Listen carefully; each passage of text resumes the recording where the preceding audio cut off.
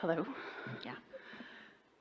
I'm just looking for maybe a breakdown and understanding some of the processes. Wow, you don't realize how nervous you're going to be up here until you're, can't breathe. So I guess my untangling in my mind needs to be about the differences between when you get an impulse to do something that's leading you away from something that you're consciously trying to give your positive attention to. I don't know if I'm making sense yet. That makes sense. So I'm constantly focusing on, say, a person or whatever it is that I want to improve the vibration of myself. So I focus my positive attention. Are you trying too hard? Maybe. Because sometimes there is trying to do with action something that you haven't yet accomplished vibrationally, sort of like pushing a noodle. But the alignment, which really is dominant, sometimes just keeps sort of dominating, and so the things that you think you're trying to do just keep not working out. This is the answer, and we think you'll hear it easily, because in all that efforting, in that trying too hard, you are stepping all over the toes of the path of least resistance. You see, your inner being's always guiding you along your path of least resistance. A path of least resistance, or a path of most allowance, means it feels easy, but something that has happened to you, it happens to a lot of people, and you kind of keep perpetuating it, is that you don't believe that important things should be that easy. It's like going to purchase something, and the first thing you see is exactly what you want, but you still think you should go to all the other stores and see all the other things first, because what if there's something more? Because this was so easy, there must be way better waiting for you. Yes. So if I can let go, and then something happens, and I'm saying that that is my emotional guidance system steering me away. For example? Yes, with a person. So in a dating scenario, I think it could apply to a work scenario, so many scenarios. Anyways, it's going good, you're having positive thoughts, and then something comes into the experience that makes you feel bad or unhappy. So I'm trying to tune into my emotional guidance system. Maybe I'm reconsidering, maybe I should let that move away. We are so appreciating this conversation. This is why we like this conversation so much. You are speaking as if, because it's what you mean, you're speaking as if the main event is the manifestation as quickly as possible. And we want you to understand that it's satisfaction with or without that manifestation. The manifestation will eventually come, and it will be the next logical step when it does come. But there are so many logical steps before that full manifestation comes, all of which can be satisfying too. But when this full-blown manifestation seems so important that you're trying to manipulate it and force it and guide it and make it happen, then sometimes, in fact often, your own knowing about what you really want remains dominant. It's what makes people say, well, some things just aren't meant to be. And we don't like to say some things just aren't meant to be. What we like to say is there are way more satisfying ways for this to unfold than the way you might have narrowly decided you want it to be. And something that will free you from that is to ask yourself why you want that. What's the essence of it that you're looking for? Because sometimes you get fixated on a specific way that it will unfold, or even on a specific person, rather than upon the essence of what it is that you want. Over a lot of experience, you've put many relationship things into your vortex. You want someone who is delicious for you to focus upon. You want someone who is expansive and knows it and wants to be, not someone who's rigid and fixed and sort of all finished already.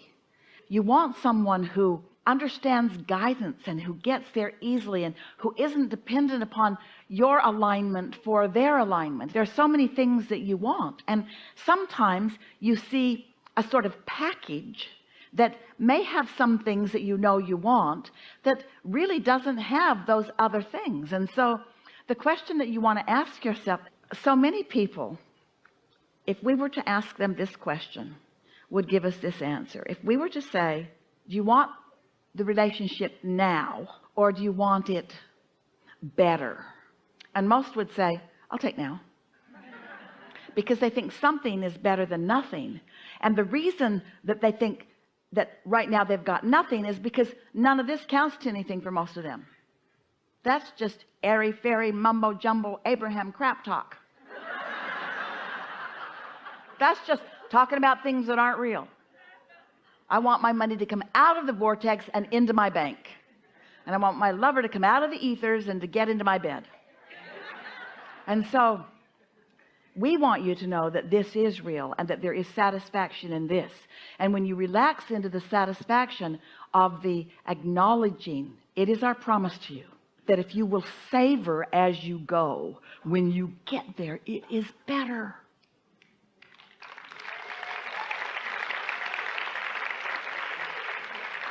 So the particular person that I have in mind, I've been doing this dance, and I'm grateful for all the contrast for sure. And I see that. And when it gets too much, I pull back and give it space. Trying too hard, trying too hard, trying too hard, trying too hard, trying too hard, trying too hard, trying too hard, way too hard, trying way too hard, trying way too hard, trying too hard, thinking too much, trying too hard, moving to a specific end, trying too hard, trying to manipulate the laws of the universe, trying too hard, trying to make it happen, trying too hard, not going with the flow, trying too hard, not surrendering at all, Dorothy, trying too hard, trying too hard, trying too hard.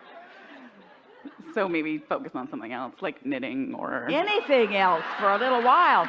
Anything else for a little while. And all the while understanding that that's just fine and that it's not going away and that it's getting better and better. Do you want to make it happen? No. This is so helpful. Do you believe, does it make sense to you that you've already done the creative step one work that has created what you want? That's the all-time most important question. Do you believe that your relationship is already in your vortex?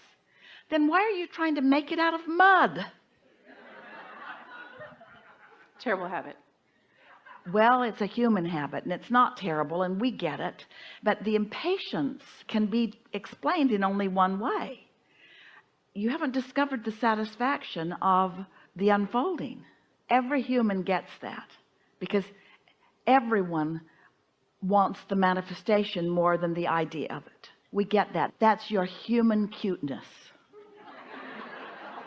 And we don't mean that disrespectfully. You came to manifest.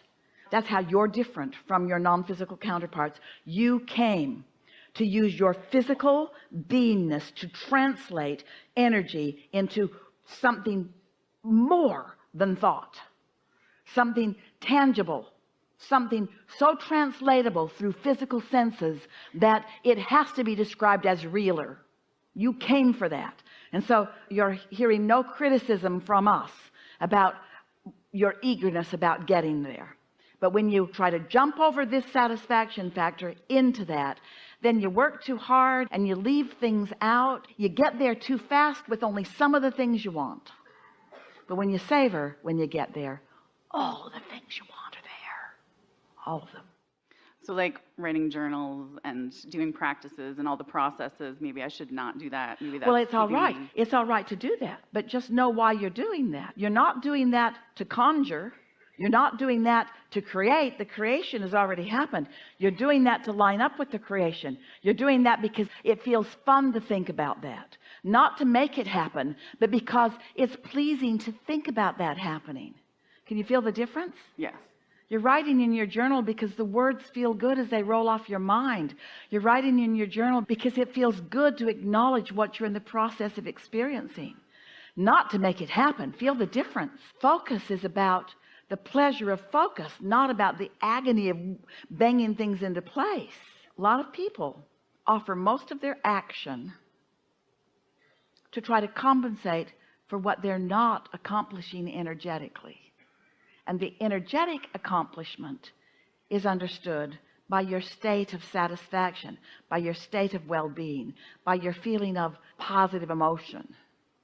And so you could just ask yourself, this makes it really simple as you're going along. Whenever you feel sort of like you're urgently writing in your journal, just ask yourself, is this an emotion of impatience that I feel? Is this a feeling of lack that I'm trying to compensate with these flowery words? Am I feeling what I'm writing, or am I trying to make something different happen with what I'm writing? Am I trying to manipulate the universe with these words in the same way that I try to manipulate other people with my words? Right. It's very good. So what we're really talking about here is, what's my real power of influence? Do I accept the influence of my inner being? Do I accept the reality of my vibrational reality, my vortex? Do I believe that the cooperative components are there? Do I have to push this noodle? Do I have to force anything? Do I believe in this influence? And so isn't my singular intent now to let myself be under that influence? Isn't my singular intent to go with the flow of that? Isn't all I really want to do right now is believe it, is know it, is trust it, is taste it? Do I need proof of it before I taste it? Or can I taste it in its vibrational form? That's the question of this seminar. Can I taste it in its vibrational form? Can I sniff it out in its vibrational form? Is it pleasing to me in its ethereal form? Because if it is, then it will become more and more and more and more. And then you'll say and mean, hey, I'll know it when I see it. I'll know it when I see it, because I've known it in this phase and in this phase and in this phase and in this phase. So there's an ease within you. There's a patience within you. There's a willingness to allow it to evolve, not just because you got to allow it to evolve, but because it's fun, because this is fun too. This is way fun, way more fun than getting out of your body. Being in your body, exploring all of this vibration that's all pointed toward, all coming into stronger and stronger and stronger and stronger focus, until suddenly, and it will feel sudden because you'll turn a corner just like so many corners you've turned, and there what you're looking for will be, and you acknowledge, aha, yeah, I know you. And there's no resistance on the part of the other, because that wasn't part of all of this. There's no confusion on the part of the other, because that wasn't part of all of this. There's absolute knowing. You know, the other knows, no matter what the other is. Helpful? Yes, very much.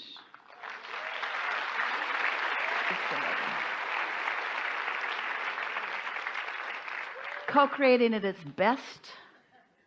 We've enjoyed this interaction more than these words can explain to you. We are eager about you. We are eager about where you now are. We're eager about the feeling that surrounds you. We're eager about what you're allowing next. We're eager about what you just understood. We're eager about where that will lead. We're eager about what you now know. We're eager about what's coming next to know. We're eager about everything about your life experience. The eagerness that we feel is right there, ripe and ready for you to feel too. Feel a little more eager than before? There is great love here for you.